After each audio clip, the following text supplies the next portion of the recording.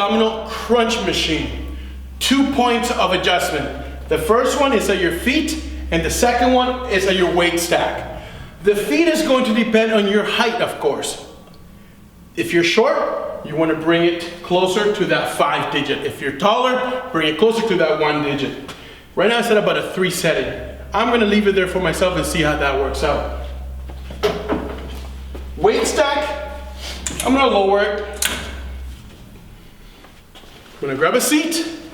My legs, nice and comfortable. It's a good position for me here.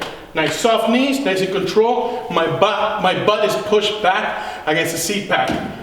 From here, I'm going to press out, lock my elbows out, retract my shoulder blades, and keep my shoulders away from my ears. Breathing in, I flex and I reach as far as I can by crunching and flexing my spine. Inhale, control on the eccentric, right till my lower back is touching the pad.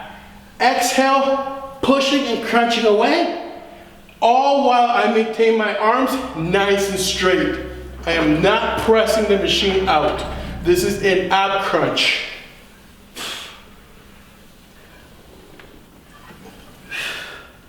I am executing the movement through spine flexion and extension.